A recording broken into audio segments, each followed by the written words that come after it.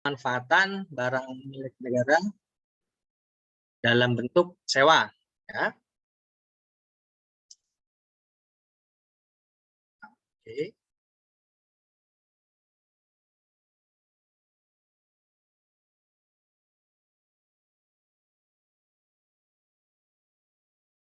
Oke, ini landasannya adalah dasar hukumnya di Perdirjen nomor 4 2018 tentang petunjuk teknis penilaian sewa barang milik negara. Ya, meskipun saat ini peraturan ini sedang dievaluasi, akan terbit pengaturan yang baru, tapi ini masih berlaku. Seiring dengan semangat simplifikasi peraturan, sebagaimana yang pemerintah canangkan, berapa perdirjen di DJKN sudah disimplifikasi menjadi satu peraturan. Ini pun nanti akan dievaluasi diperbarui. Karena di saat perdirjen ini ada satu juga yang perlu diperbaiki terkait banyak. Tapi untuk kepentingan saat ini kita masih menggunakan ini. Karena perjanjian yang baru sebenarnya tidak terlalu berubah, tidak terlalu beda dengan yang ini, hanya perbaikan saja dan penambahan metodenya, tekniknya, bukan metodenya, tekniknya. Di sana nanti akan dilengkapi dengan teknik nanti apa kemarin? Using scale. Jadi Bapak menggunakan skala.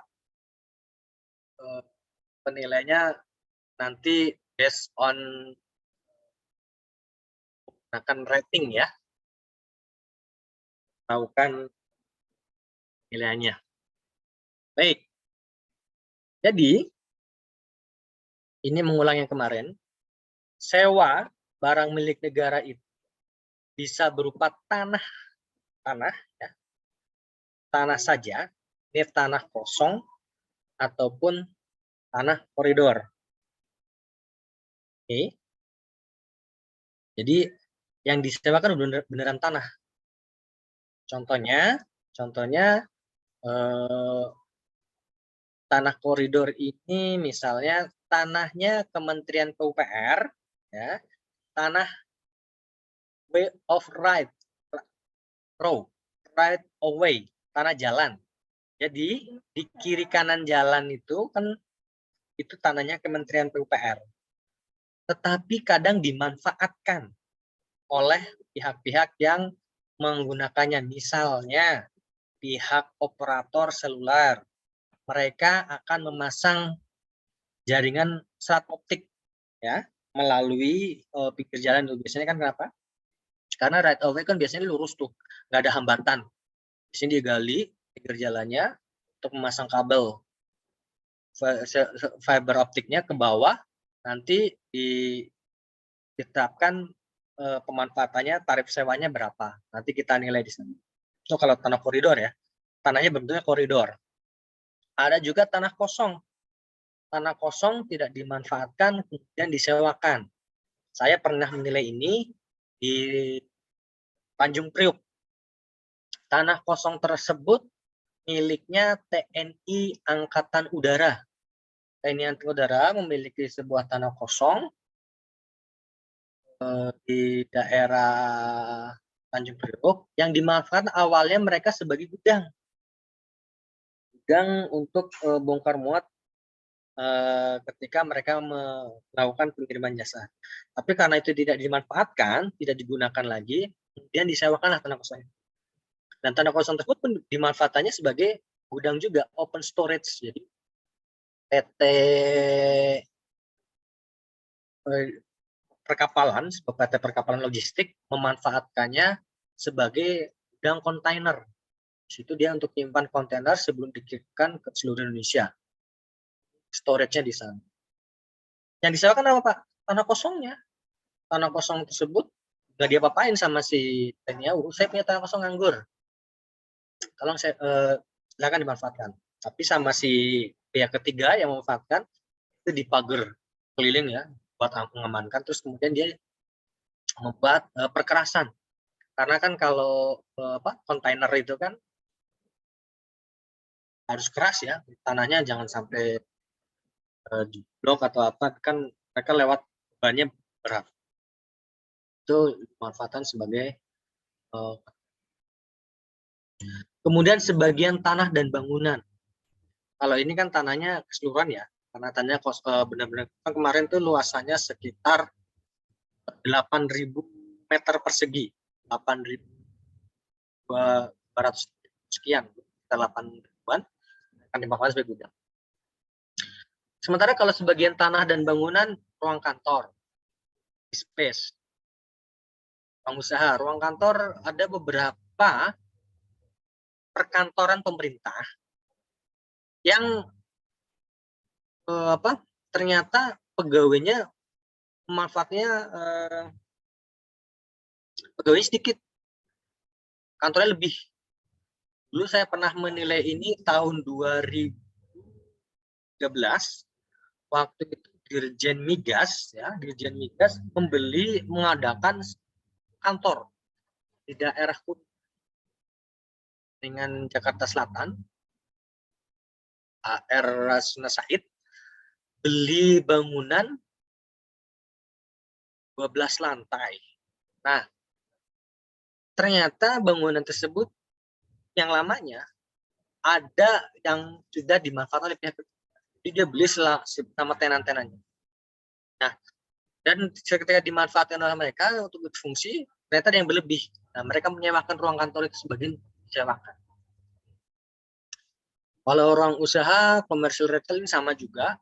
Bisa juga misalnya, biasanya seperti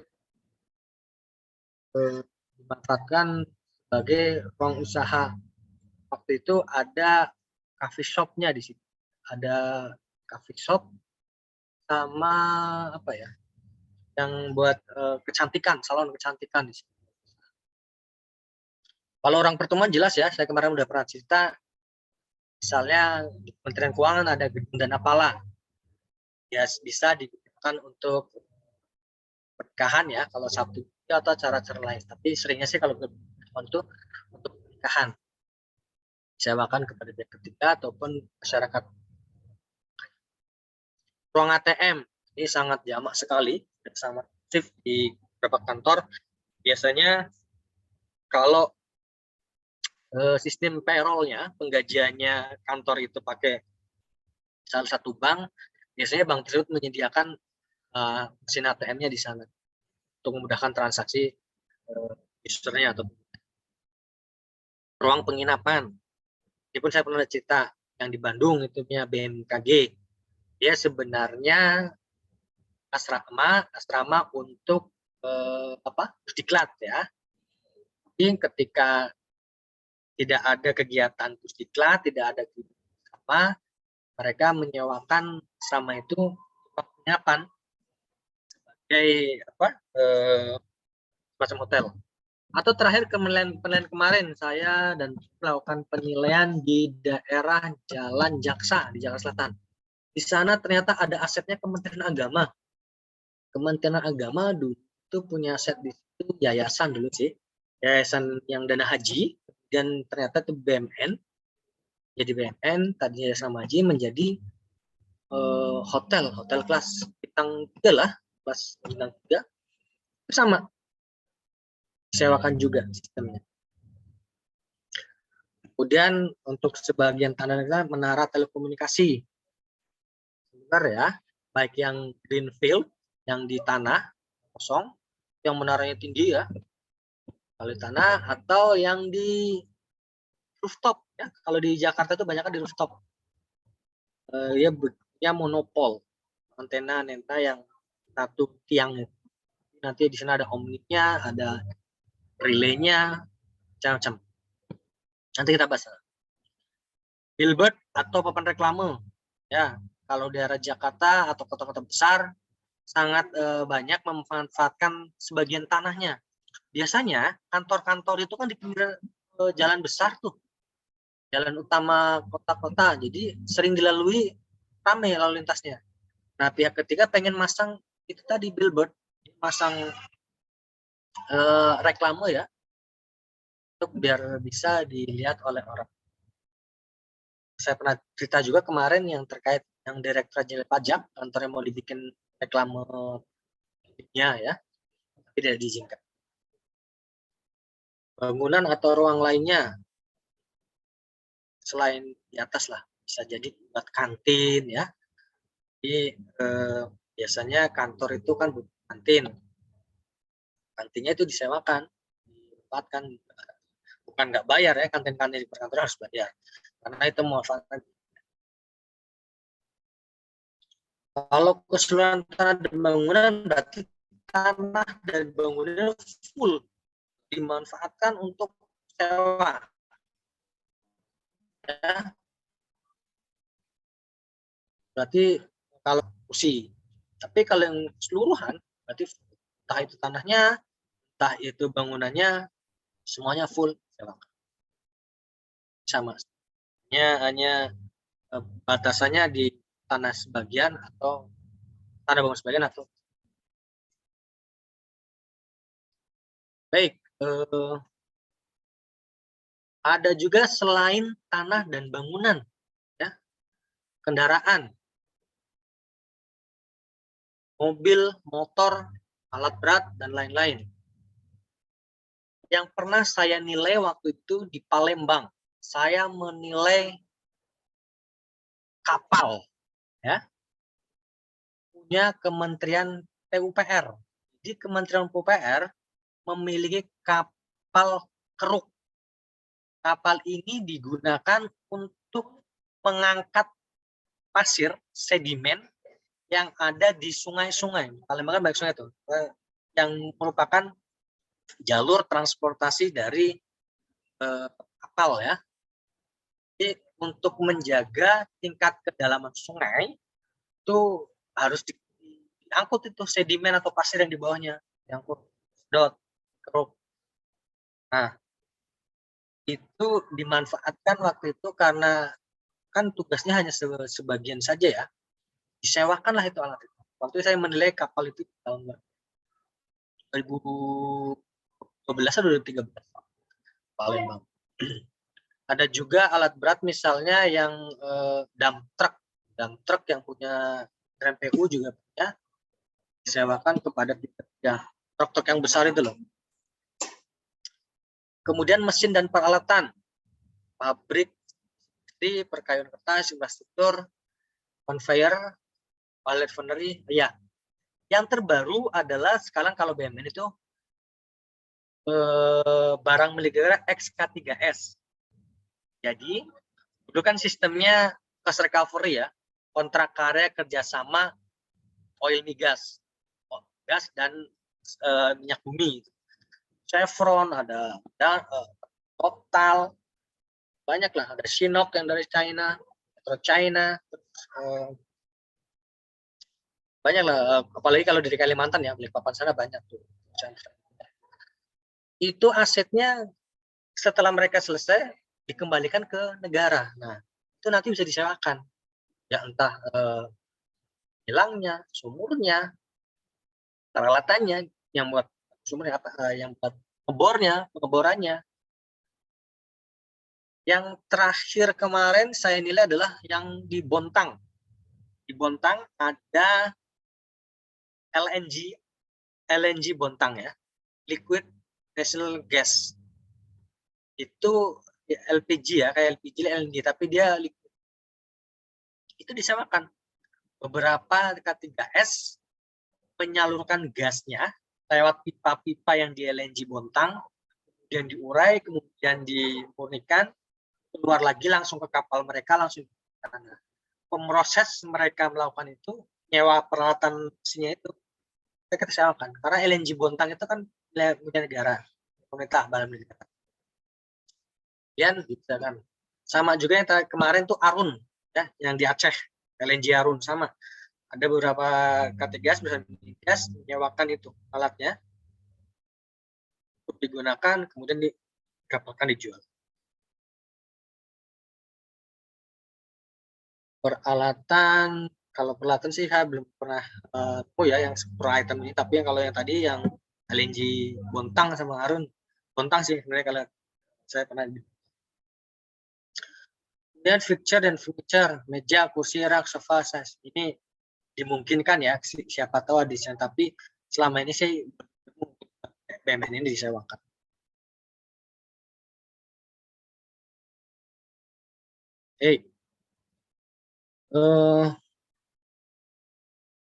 Ini sama ya, kalau tahapan penilaian sewa itu prosesnya kalau penilaian kan sama. Pertama pengumpulan datanya, permohonannya dari siapa yang mohonkan, apa barangnya, berapa jangka waktunya, dan terus sewanya, sewa jangka waktunya apakah harian, bulanan, tahunan, season, event, kolam. Dan nanti kalau datanya sudah ada, step, sudah lengkap, kita lakukan survei lapangan. Survei lapangan yang pertama adalah melakukan pengecekan antara dokumen permohonan, dokumen awal, dan kondisi yang ada di lapangan terkait objek penilaiannya disesuaikan. Misalnya melakukan penilaian yang tadi asrama yang punya Kementerian Agama, sebutkan di sana kamarnya terdiri dari 60 kamar, 2 lantai, ukurannya. Kita nanti verifikasi lapangan, benar enggak kuasanya, atau nanti ya hilang. Bentar.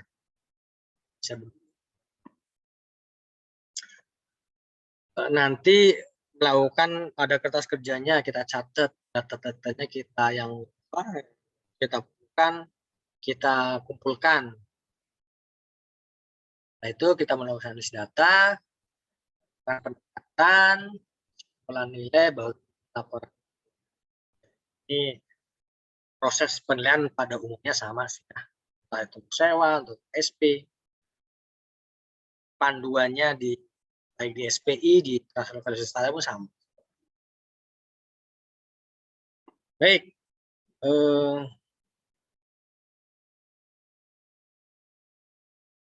Di perjanjian ini kita tahu bahwa pendekatan penilaian itu ada 3, ya.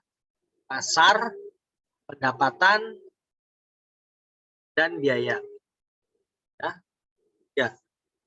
Pasar, pendapatan, dan biaya. Tapi khusus untuk pemanfaatan BUMN ini, di Perdirjen 4 2016, kita hanya menggunakan 2 pendekatan, yaitu pendekatan pasar dan pendekatan pendapatan. Ya. Katanya hanya 2, pendekatan pasar dan pendekatan pendapatan. Masing-masing objek nanti menggunakan metodenya ada. Kalau yang disewakan berupa tanah, maka metodenya menggunakan perbandingan data pasar. Ya. Tapi bisa juga menggunakan kapitalisasi pendapatan dengan metode income capitalization, ini direct cap, terus JIM, ataupun menggunakan skonto. Ini kalau yang tanah kosong ya, tanah bisa menggunakan kapitalisasi pendapatan, terus income, dan diskonto DCF metodenya. Tapi pengaturan di perjanjian ini mengamanatkan diutamakan menggunakan pendekatan pasar. Pendekatan pendapatan bisa digunakan dalam hal tidak peroleh pasar atau data pasar yang memadai untuk menggunakan pendekatan ini. Jadi kalau di sini sebenarnya steppingnya menggunakan pendekatan pasar.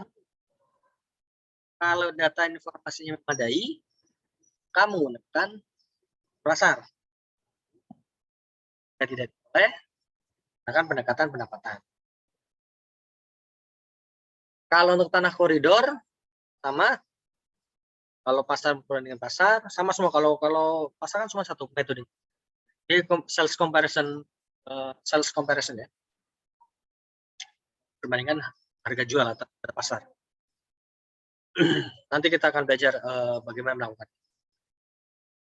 Sementara tanah koridor cuma menggunakan dua, kapitalisasi pendapatan dan JIM.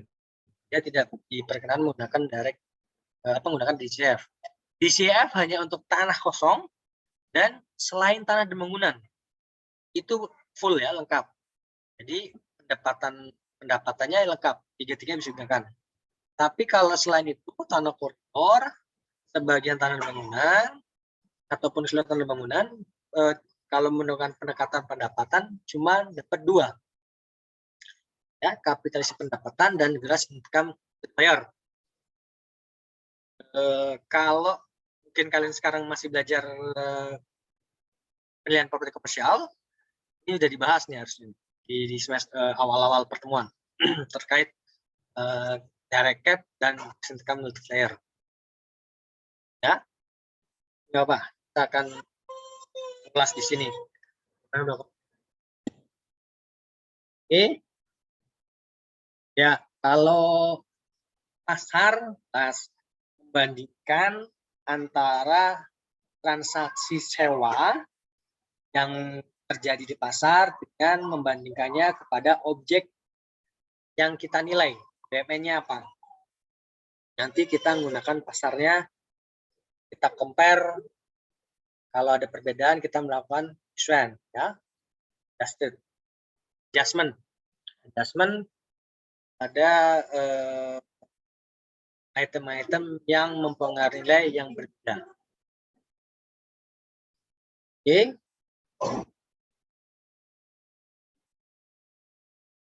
Ya, tahapannya ya datanya dulu ya, kita kumpulkan.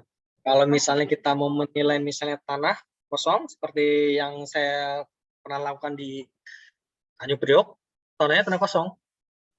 Saya mengumpulkan data terkait sewa tanah. Kebetulan saya menemukan data pembanding di sekitar Jakarta Utara City, masih daerah situ, sekitar 2 dan 5 km dari lokasi. Cuman karakteristiknya beda adalah luasannya. Kalau tanah yang disewakan punya BUMN itu kan sekitar 8.000 meter persegi. Tapi yang tersedia waktu itu yang ada di pasar itu 800 meter, 400 meter, ya 400 meter, rata-rata 400 meter, mereka bikinnya satu blok ya, dia bilang, iya Pak, kami per bloknya 400 meter, 800 meter. Data yang saya gunakan, kita collect, kemudian cari karakteristiknya. Luasannya udah jelas beda ya, tadi 8.000, dan ini 800 dan 400 dan 600 ya, objek itu. Kemudian karakteristik lainnya, lokasinya, aksesibilitasnya, kondisi tanahnya, rata, kosong, fasilitasnya ada apa di sana. Meskipun tanah kosong, kalau di Jakarta itu yang siap disewakan, biasanya tersedia saluran listrik ya, saluran listrik yang siap digunakan dan jaringan air bersih. Karena ketika mereka akan memanfaatkan, mereka butuh fasilitas-fasilitas.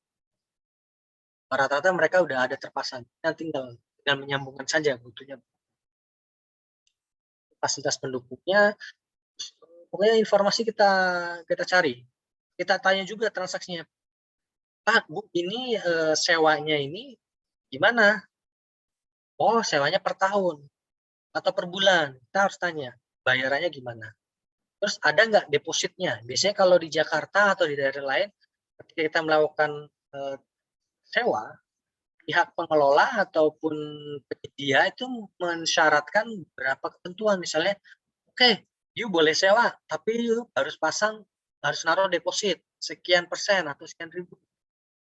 Atau Anda boleh sewa, tapi sewa minimal 6 bulan. Nah, seperti Meskipun bayarnya per bulan, ya kamu boleh bayar bulan, tapi kamu harus bayar selama minimal 6 bulan. Atau kalau misalnya kalau yang di Ramangu ya, atau di daerah Bintaro sana, kalau mahasiswa itu biasanya per semester. Kamu boleh sewa kos di sini semester. Kenapa? Ya kaitannya nanti dengan tarif ya, nilainya karena tarif sewa per bulan, kita bayar per bulan atau bayar 6 bulan. Itu kan nanti ada asumsi streaming cash flow-nya yang mensyaratkan 6 bulan bayar di depan ataupun harus 6 bulan, udah aman tuh. Maksudnya selama 6 bulan ke depan, pemilik properti udah secure bahwa 6 bulan ke depan income cash flow saya aman. Tapi yang bayar per bulan itu tuh bulan ini sewa, bisa saja kabur. Itu nanti menjadi pembeda biasanya untuk penentuan tarifnya, sewanya. Orang yang biasanya dibayar 6 bulan atau per tahun di depan itu akan memberikan diskon lebih murah dibanding yang bayar tiap bulan. Karena risiko yang ditanggungnya akan seperti itu. Oh, udah aman lah 1 tahun ke depan atau 6 bulan ke depan, risikonya dibandingkan dengan yang bayar tiap bulan. Nah, biasanya lebih mahal tuh tarifnya. Oke. Membandingkan objek penilaian dengan objek banding menggunakan faktor tadi nanti begitu kita bisa kumpulkan perbedaan-perbedaan tadi, karakteristiknya, nanti kita melakukan. Saya tadi kalau tanah kosong, ya keluasannya, ya aksesibilitasnya, lokasinya, fasilitasnya, ya atau misalnya tadi gedung pertemuan. Kebetulan saya lagi menilai gedung pertemuan, gedungnya Kementerian Sosial, Cawang Kencana yang ada di Jalan Mejen Sutoyo. Kalau dari dekat Cawang, tol Cawang, kirinya Universitas UKI, terus kita ada gedung Kemensos. Itu akan disewakan gedung. Jadi 2 tahun ke belakang selama COVID dia tidak beroperasi, ya, karena kan ada larangan untuk. Sekarang akan digunakan kembali. Nah, sebelum digunakan mereka minta persetujuan dulu dengan keuangan. Karena mau disewakan, kemudian digunakan untuk jangka waktu 5 tahun. Kemarin saya survei lapangan, sudah saya cek, lagi menyusun laporan. Jadi semacam dana paling itu ya akan digunakan untuk banyakannya sih untuk pernikahan ya. Karena dari pihak pengelola bilang, iya Pak, sekarang sudah banyak yang bertanya apakah gedungnya disewakan. Mereka sudah merencanakan acara resepsi di sana. Karena kalau di Cawang itu sosial lokasinya sangat strategis. Begitu keluar tol Cawang itu belok kanan, kalau yang dari arah utara itu langsung masuk. Yang dari selatan, dari arah Bogor, dari Jakarta Selatan, keluar tol Cawang, ada di kiri jalan, kafling, langsung masuk. Lokasinya strategis. Jadi kalau yang Jakarta susah nyari gedung, salah satu pilihan. Ini pun mewah, bagus. Lokasinya kapasitasnya pun besar, sampai 500 undangan ya, 1.000 orang bisa menampung. Besarnya peran strategi pembahasannya jumlah disesuaikan. Oh, ini proses di market grid-nya ya. Jadi kalian tahu kan market grid-nya apa untuk penyesuaiannya, item-item apa yang disesuaikan. Oke. Nah ini contoh perhitungan sewa ruang usaha. Objek penilaiannya di Tamsit, Tanah Abang ini. Lantai 2, blok A1. Nah, ini dimohonkan misalnya ini kalau nggak salah asetnya ex-BPPN yang sekarang dikelola Aset Elemen ya. Di aset-aset itu disita dari aset propertinya perbankan yang amplang ya, yang tidak melunasi kewajibannya untuk dimanfaatkan.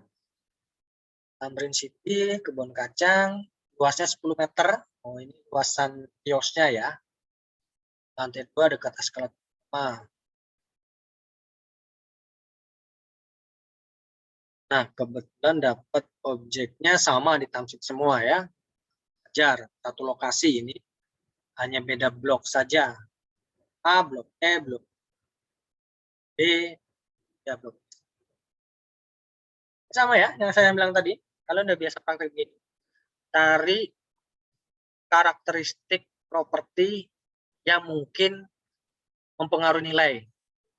Luas, jelas ya. Semakin luas atau semakin sempit kan mempengaruhi nilai itu. Orang untuk sewa kios, baiknya seperti apa? Fasilitas, kemudahan pencapaian.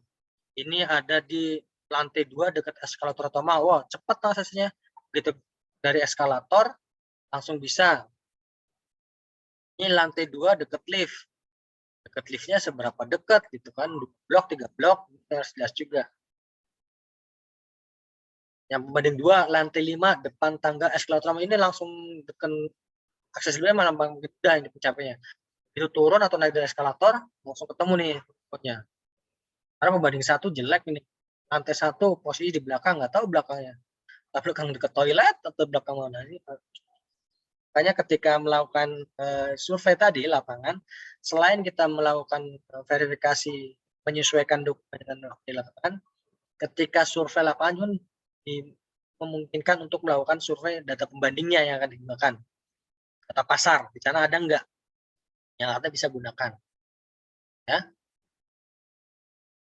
Per 2 tahun per tahun. Nah, ini sewanya per 2 tahun, makanya mungkin murah ya, 3.500.000. Karena dia selama 2 tahun sudah aman ini. Oke, saya sudah aman. Sewanya per tahun. Per 2 tahun. Disesuaikan sewa per tahun per. Nah, penyesuaian ini ada tekniknya. Ya, bisa menggunakan statistik ya.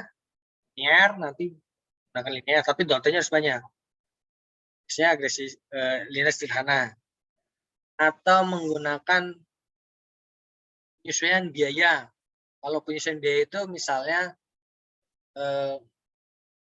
aksesibilitas nih, bahwa untuk mencapai ke lokasi itu kira-kira saya butuh biaya berapa. Oh, kalau ke itu karena tadi dekat tangga, nggak butuh biaya, berarti langsung dekat, nggak langsung nyampe. Tapi kalau misalnya ke sana, ya meskipun nggak ada biaya, tapi berapa kos yang dikeluarkan ketika dia mencapai waktu ke sana. Itu based on data ya, based on data. Atau ketika dia dekat eskalator, aksesibilitas ya, kan langsung terlihat oh, orang langsung tertarik. Orang akan langsung cepat datanya. Dibandingkan ketika yang nengok-nengok dulu kan beda itu. Penyesuaiannya bisa juga biaya biasanya ketika ya atau transaksi. Misalnya kayak ini nih, dia dibayar 2 tahun di muka, syaratnya 2 tahun.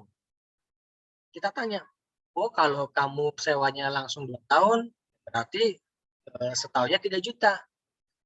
Tapi kalau kamu bayar tiap tahun, kamu bayar 3.500.000. Nah, selisihnya itu nanti disebut sebagai penyesuaian antara dia bayar per tahun atau kasih per 2 tahun. Selisihnya berapa? 500 per 3 juta. Presentasinya nanti.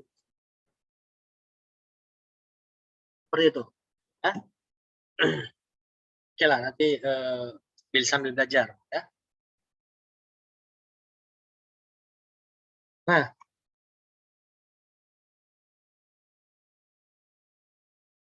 mempertimbangkan pendapatan biaya berdasarkan pendapatan dapat.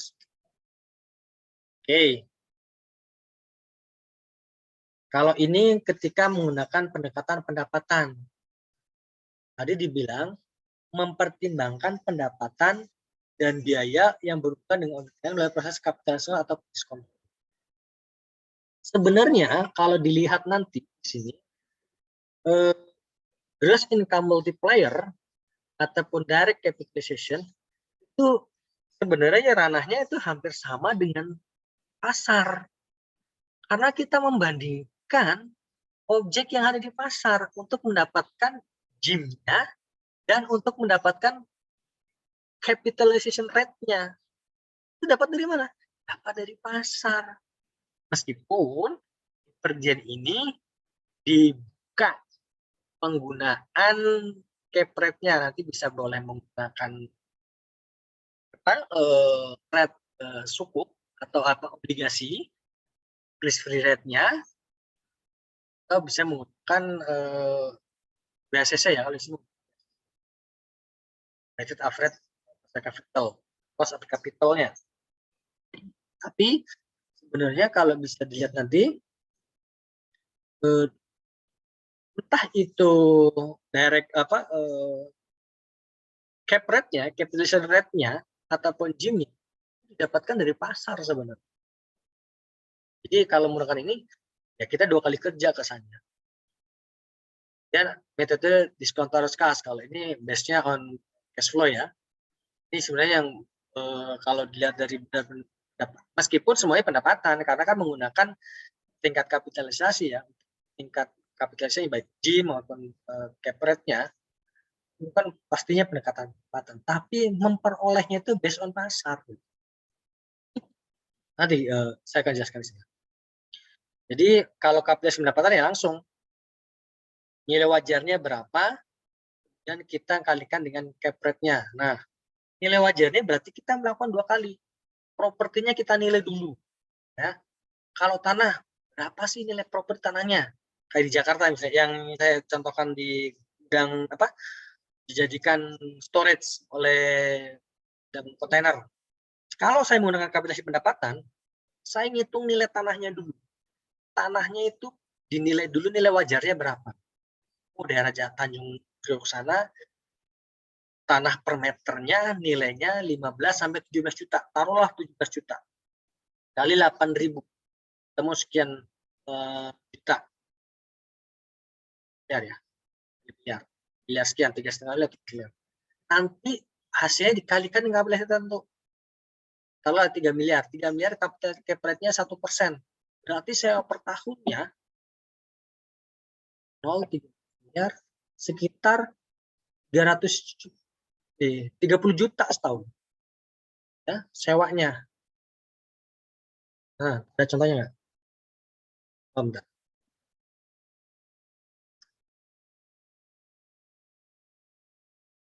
Ya, ini yang saya sampaikan. Hitung dulu nilai wajarnya. Tadi tanah kosong itu nilainya berapa? Taruh tadi 15 atau 17. 12 juta lah taruh.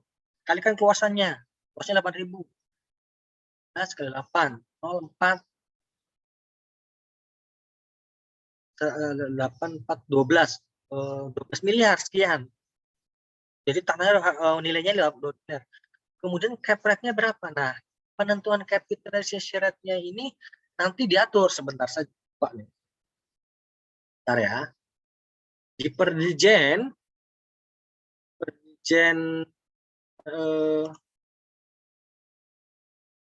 4, di sana sudah diatur penggunaan tingkat kapitalisasinya. Sebentar. Bagian akhir ya.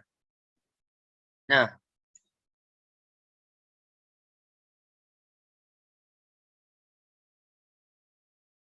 tingkat kapitalisasi dan diskonto. Kalau tanah kosong, dia boleh menggunakan kapitalisasi di pasar.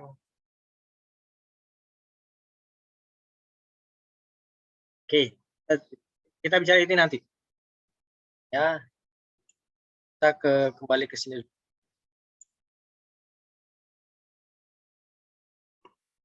Di sini.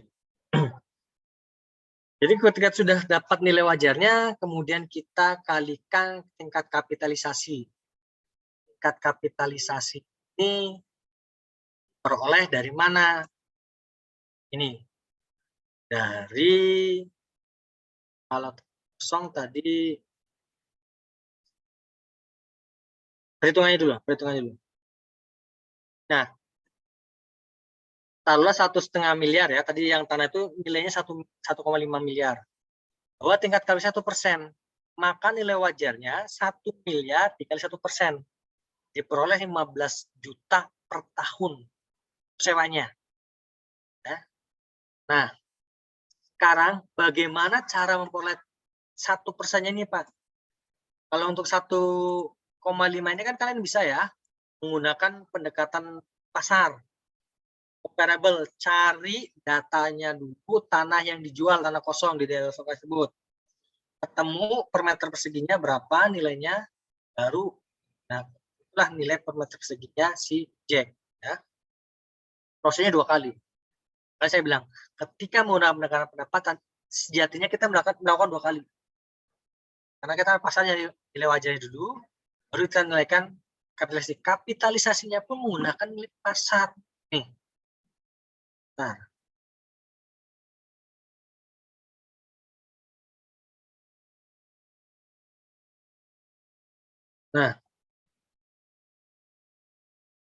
cari dulu data yang terjual, data properti yang dijual, yang memperoleh net income. Susah sekali ya, dari seperti susah di Indonesia ya. Kalau saya bilang di Indonesia susah. Tapi kalau di sana saya pernah belajar ya, waktu saya ngambil master di Belanda, kalau di sana itu data itu kolek udah terkumpul, ada yang mengumpulkan, tinggal kita beli data, istilahnya beli. Kita pengen tahu dong tingkat kapitalisasi properti residensial di kecamatan ini, di apa? Gemeente ini apa? Gemeente sini di Isel, provinsi Isel, Gemeente Deventer berapa sih? Ada di sana. Mau residensialnya ada, komersialnya ada, industrialnya ada. Jadi, oh tahun 2018 tingkat kapitalisasi residensial di daerah Isel, daerah Deventer itu 3,5%. Kita harus menggunakan data itu, karena datanya mereka tidak ada. Jadi nah, kalau ini susah di Indonesia itu nggak ada penyedia data seperti itu, nggak ada. Kita harus nyari data sendiri ya ke agen properti. Cuman kan net operating income ini kan nggak akan tahu gitu. Karena itu jual dia punya net income yang susah. Makanya secara teori, secara peraturan sudah ada kayak gini, tapi pengaturannya susah. Nah, implementasinya susahnya nyari datanya, Data ini sudah ya. Ini kalau tanah kosong, cara kalkulasinya gini, net operating income dibagi nilai wajar properti. Ini kan rata-rata ya, rata-ratanya berapa? Ini dibagi ini dibagi ini, dibagi ini. 10, 9,3, 9,6, 9,8, rata-ratanya 10,15. Jadi tingkat kapitalisasi untuk tanah kosong tadi 10,15. Kalikan nilai wajarnya tadi misalnya berapa? 1,5 M. Berarti setahunnya dia akan 150 juta per tahun sewanya. Wajar lah, ini kan net income-nya rata-rata 130, 155, 125, 135. Ya ada di gradasi tingginya. Karena menggunakan rata-rata loh. Ada yang 9,6, 9,8, tapi ketika di rata 10,15. Kalau tanahnya 1,5, 150, sama dengan objek yang B. Nah, kemudian tingkat kapitalisasi, lanjut masih tingkat kapitalisasi, kalau tanah koridor, dia bisa menggunakan risk free, SUN. Nah, ini nggak usah nyari kalau ini. Kalau tadi misalnya ada sewa tanah yang digunakan oleh operator untuk pasang fiber optik, kita tinggal nyari tanahnya saja. Nilai tanahnya berapa, misalnya ya, berapa luas yang disewakan, ya dikalikan risk free yield SUN, surat utang negara. Nah, ini data ini ada. Tinggal nanti samakan. Sewanya 5 tahun, sewanya 1 tahun, nanti sesuaikan saja. Tingkat yield-nya disamakan antara setahun, 2 tahun, 3 tahun, tinggal dikali. Ada juga yang menggunakan WACC, Weighted Average Cost Capital. Ya.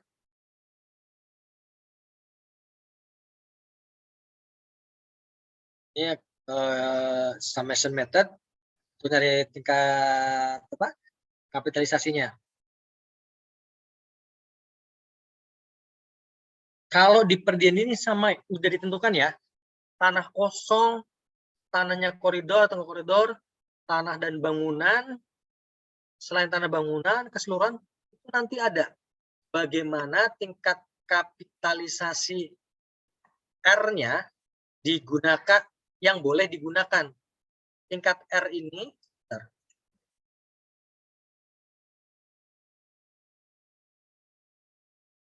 tingkat R ini kalau berdasarkan perizinan itu ada ketentuannya. Jadi tidak semerta-merta boleh semua pakai sun. Bisa.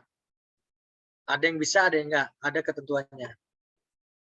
Di perizinan Pak. Nanti saya share perizinannya ya, nanti kalian bisa baca sendiri. Oke. Ini untuk capitalization, kemudian untuk GIM. GIM pun sama ya. Ini kan kalau tadi net operating income-nya, net income ini gross-nya, pendapatan kotornya, dibandingkan nanti angka pengali. Kalau dari presentasi ini jadinya angka pengali. Ya. Ini contohnya. Kita harus tahu nilai wajar tanahnya dulu. Dan berapa sewanya. Bandingkanlah. Nilai wajar dibagi sewanya. Ketemu angka pengalinya. GIM-nya tuh 1:1, harga wajarnya 450 juta. Disewakan per tahunnya 40.500.000. 850 bagi 40.500 sudah 20 kali. 900 yang B dibagi 42 yang 21 kali. Kemudian masing-masing GIM ini dirata-ratakan lagi. Diperoleh 21,15. Nah, kalau misalnya nanti propertinya berapa, nah itu berapa 1,5 miliar nih. Langsung dibagi ke GIM-nya. Pengalinya, angka pengalinya. Baginya ternyata diperoleh 70 juta sekian. Ini yang di awal saya bilang, ketika menggunakan pendekatan penempatan, GIM dan direct capitalization, pada intinya kita udah menggunakan pasar. Daripada kita pusing 2 kali menggunakan GIM, ini kan ada datanya ya. Ini sewa tanahnya ada. Ya kita gunakannya sewa tanah ini, sewa-sewa ini kita gunakan sebagai dimasukkan di market rate. Ini data banding 1, ini data banding 2, ini data banding 3. Kita sesuaikan langsung. Melakukan adjustment seperti biasa, sales comparison. Meskipun ini sewa ya, katanya sama, bandingannya data pasar. Harga pasar. Di sales comparison ini. Makanya ketika menggunakan pendekatan pada intinya kita menggunakan pasar. Ya. Oke. Nah, ini mungkin yang benar-benar yang di luar dari itu pendapatan discounted cash flow. Cuman yang saya sampaikan awal, discounted cash flow hanya bisa digunakan untuk tanah kosong dan selain tanah bangunan yang peralatan baru bisa menggunakan ini. Nah, ini salah satu yang direvisi untuk pengaturan yang baru. Karena ya percuma saja kalau ini nggak bisa digunakan untuk yang lain. Itulah. Saya nanti kalau aturan yang baru rencananya semuanya bisa menggunakan cash discount. Karena inilah sebenarnya yang benar-benar menggunakan pendekatan pendapatan. Ya. Sama ini. Kita cari dulu nilai wajarnya. Kalau ini menggunakan sensitive analysis, menggunakan apa itu namanya kalau di program Excel goal-seek, ya, goal-seek. Jadi kita cari dulu nilai wajarnya, kemudian berapa sih sewanya, misalnya 5 tahun kan, sewa kan 5 tahun, kecuali sewa infrastruktur. Sewa infrastruktur bisa sampai 50 tahun. Sewa 5 tahun, setahun nanti kita proyeksikan nanti jangka waktunya, kemudian kita bikin arus kasnya. Berapa arus kasnya, dan tingkat diskontonya, juga ada terminal value. Ingat, ini kan disewakan selama 5 tahun. Di tahun berikutnya, selesai tahun ke-6, kan aset balik lagi ke BUMN ya, pemerintah. Nah, kita memperhitungkan juga terminal value. Menghitung juga terminal value-nya, nanti dicari kalau menggunakan Goldsik itu langsung ketemu nilai sewa per tahunnya itu berapa, ada. Oke, contohnya ya, nilai wajar 1,5 M. Pada saat survei lapangan, tim penilai tidak mulai dari pembanding. Oke, pembandingnya nggak ada, taruh lagi. Ini lebih pas nih. Rata-rata tingkat kapitalisasi di sektor komersial 1%. Nilai selama 5 tahun, besaran sewa bila dapat yang 1 tahun. Nah, ini nilai wajarnya di tahun 0. Ya, 1,5. Oke. Ternyata ada asumsi tiap tahun sewanya naik 2%. Nah, ya, ada sewa naik 2% per tahun. Jadi berapa nilai sewanya tahun. Kemudian ada terminal value di tahun ke-6. Karena kan sewanya 5 tahun ya. Jadi sewanya 5 tahun. Diskon rate-nya tadi tingkatannya 8,9. Oh, diskon rate-nya. Tingkat kapitalisasinya 1. Diskon rate-nya 8%. Ini nanti untuk PV ya, present value-nya. Nah,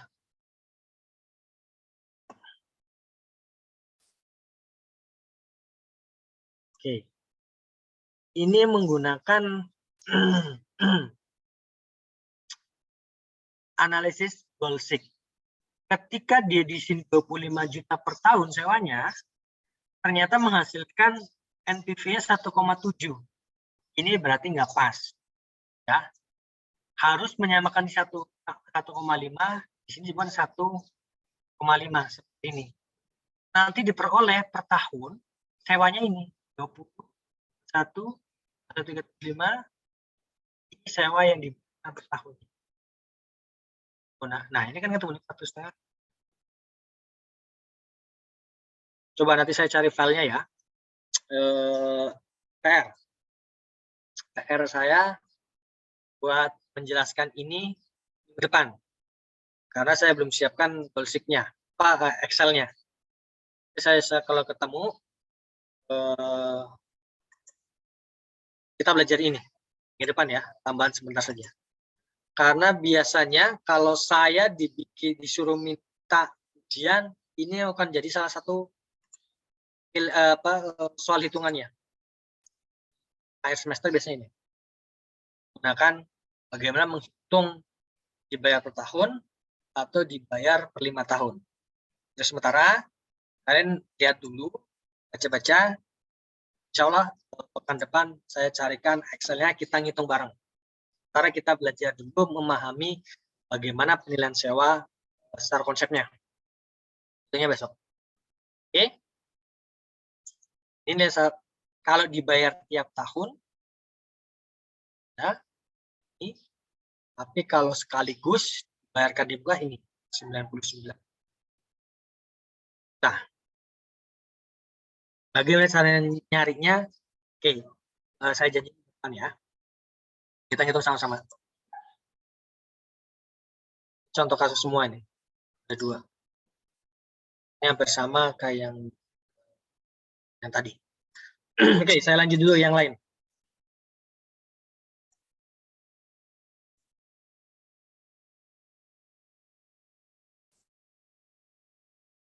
Oh, ini juga sama. Ini kasusnya sama. Untuk arus kas hanya untuk tanah kosong dan sewa peralatan.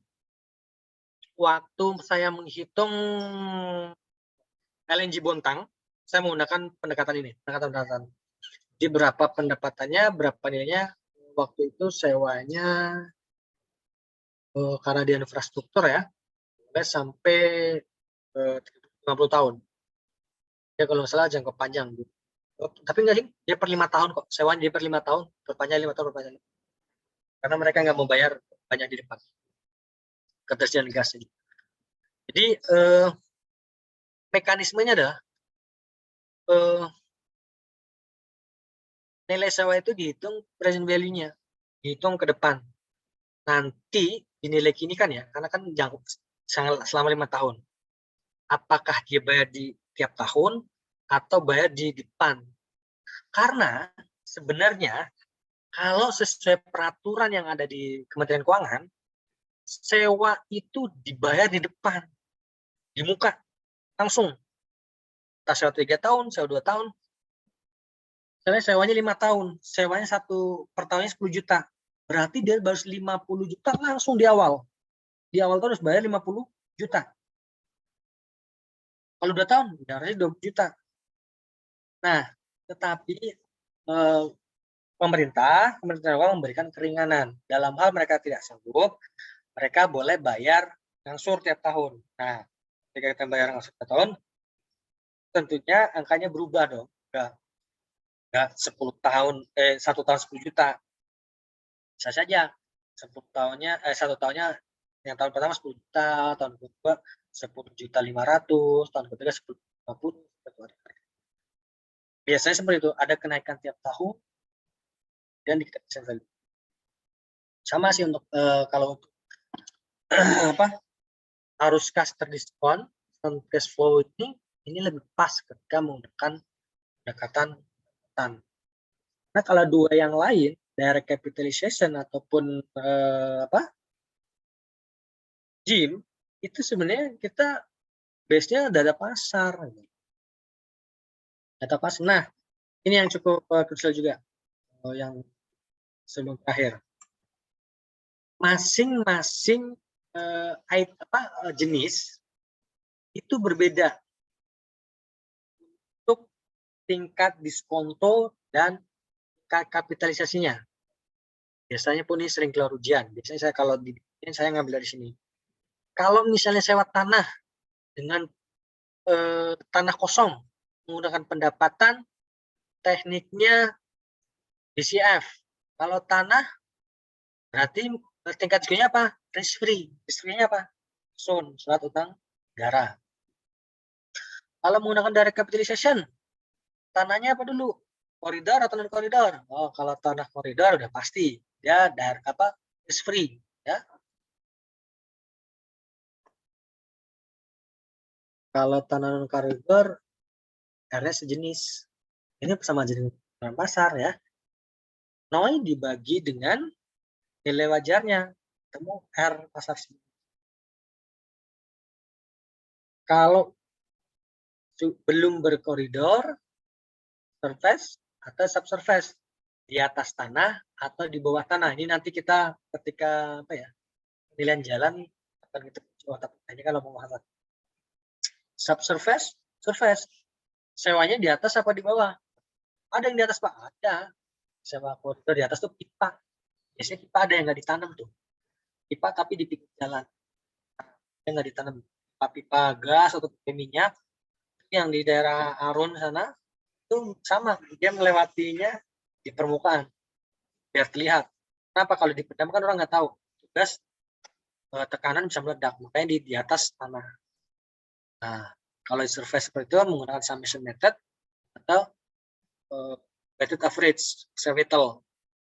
Karena kalau yang di bawah ya pasti risk free lah, karena kan nggak terlalu berisiko ya. Demikian juga tingkat diskonto atau dasi untuk yang tanah bangunan pakai R sejenis ya. Pasar juga. Mesin peralatan baru dengan masih risk free-nya risk free plus recapture rate. Ini recapture rate maksudnya umur sisanya. Sisa dari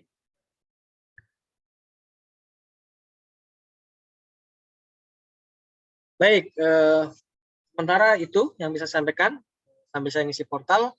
Kalau ada yang mau ditanyakan silakan. Saya isi portal dulu ya.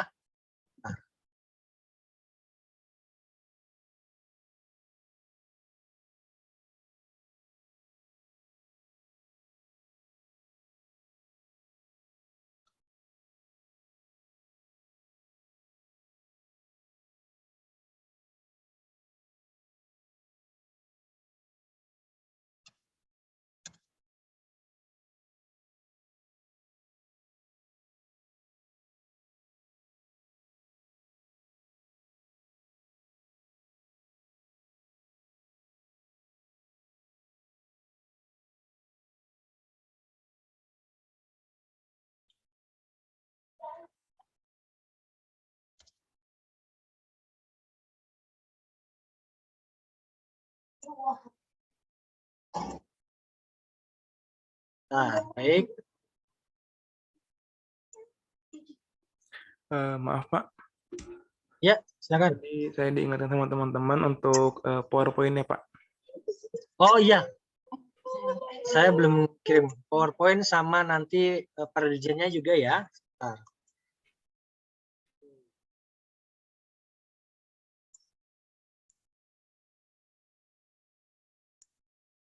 Ini 58 ya Lutfi ya?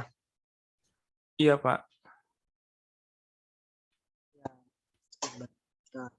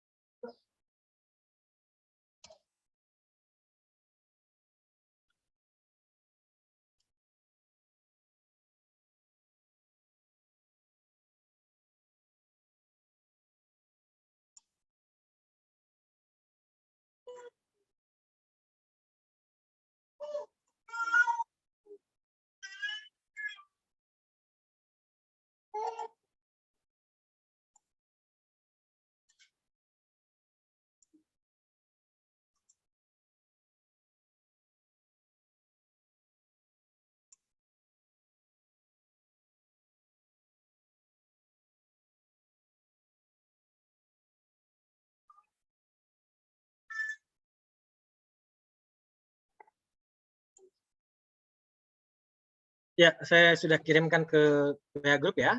Baik. Jadi selama saya melakukan penilaian menggunakan dua pendekatan ini, reaksinya sama biasanya. Terutama dari calon mitra sih, ataupun yang calon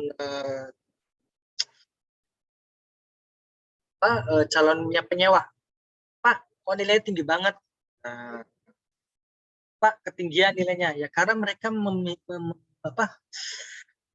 masih beranggapan kalau sewa barangnya pemerintah tuh murah. Sewa BMN, asetnya barang pemerintah itu boleh murah. Nggak bisa gitu dong. Meskipun barang milik negara itu punya pemerintah, diperoleh dari pajak atau uang rakyat, tapi kita melakukan pemanfaatan, kita melakukan komersialisasi, ya akan sama dengan apa yang ada di pasar. Makanya di PMK 115, kalau kalian ingat, yang materi kemarin, ada faktor penyesuai sewa. Ketika dia digunakan untuk tidak murni bisnis, untuk kegiatan sosial, kegiatan keagamaan, itu nanti ada diskonnya khusus. Atau misalnya untuk infrastruktur, ya, infrastruktur pun ada penyesuaian sewanya, ya. Penyesuaian sewanya tergantung jenis infrastrukturnya tadi, transportasi kah, listrikan, penyediaan air bersih, itu penyesuaiannya ada. Karena memang kalau infrastrukturnya sangat berasa ya, sangat berasa sekali jika dia initial outlay-nya untuk membangun sebuah infrastruktur besar, ternyata masih dikenakan biaya ya. Sewa ini kan sejatinya biaya buat mereka yang harus dibayarkan, yang harus dikeluarkan. Tapi mereka sebenarnya paham, oh iya Pak itu memang pasarnya seperti, tapi tolong jangan seperti itu. Nah, itu baru kebijakan ya. Kebijakan nanti penetapannya bisa menggunakan penyesuaian sewa, entah itu jangka waktunya atau jenis usahanya sesuai peraturan yang ada. Dalam hal ini peraturan keuangan nomor 115 tahun 2020 yang kita bahas kemarin, minggu kemarin. Tapi kalau bisnisnya atau usahanya itu sebenarnya lancar dan mereka utuh, mereka nggak ada protes karena wajar mereka dapat income dari situ. Ya. Sebuah cost yang memang harus dikeluarkan sama mereka. Tapi selama ini sih lancar-lancar aja. Tapi ada beberapa yang saya sampaikan tadi. DCF kok hanya untuk tanah kosong dan selain tanah bangunan. Sementara untuk sebagian tanah bangunan atau tanah bangunan perlu juga menggunakan discounted cash flow. Nah, makanya aturan ini yang direvisi itu sudah jadi masukan dari kami para fungsional PT untuk bukan memudahkan pekerjaan, tapi memang itulah yang ada di praktik seperti itu. Praktiknya seperti ini ya, bisa digunakan lah, lebih applicable aturannya. Oke, saya janji insya Allah minggu depan kita belajar sewa ya, yang di CF tadi, biar kalian bisa praktek. Nanti saya buka Excel-nya, bagaimana. Sebenarnya kalau udah ketemu, tinggal klik doang, atau kalian udah familiar dengan goal 6, itu ketemu cepat. Ya, karena sudah pasti kalau saya yang diminta sumbang saran soal itu akan saya keluarkan. Oke, hampir jam 9, kita masih sekitar 10-14 menit lagi. Kalau ada yang masih tanyakan, silakan.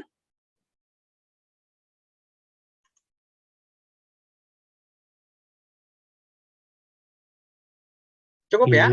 Izin Pak. Oh ya, Surya. Kenapa? Izin konfirmasi aja Pak. Tadi kan kata Bapak sewa tuh umumnya dibayar di awal tahun Pak. Nah Ya. itu ngitung appraisal value-nya tetap pakai pakai yang itu nggak Pak? Yang annuity due itu Pak? Yang dibayar di awal tahun. Oh ya, ini matematika penilaiannya. Ya, karena kan annuity-nya ya tetap seperti biasa. Jadi tahun pertama bukan di tahun pertama. Kalau itu kan nanti kita terimanya di tahun pertama. Tetap di tahun pakai percent value biasa, nggak pakai annuity ya. Tetapi selama misalnya kontraknya sewanya 5 tahun nih, 5 tahun. 5 tahun ini langsung dibayar di tahun pertama. Jadi tahun kelima dipersesuaikan ke tahun ke-1. Tahun 4 dipersesuaikan tahun ketiga. Sama sebenarnya. Kan yang annuity itu kan. Sebenarnya biasa. Beda ketika misalnya yang Surya tanyakan, ketika bayarnya di awal tahun. Ini sebenarnya asumsinya tetap di akhir tahun pertama, tetapi dibayarkan sekaligus di tahun pertama. Kalau 5 tahun ya tahun. Ketika dikontrak langsung bayar 5 tahun. Ketika dia 3 tahun dia langsung bayar 3 tahun. Sama, kalau setahun sama bayar di depan. Kalau bayar di depan kan nggak ada present value lagi ya. Ini nggak pakai itu. Jadi kita nanti menghitung jika dibayar per tahun, jika bayar langsung 5 tahun. Jadi presentasinya yang itu Surya. Biasa nggak pakai unity. Terima kasih Pak. Ya. Ada lagi yang lain?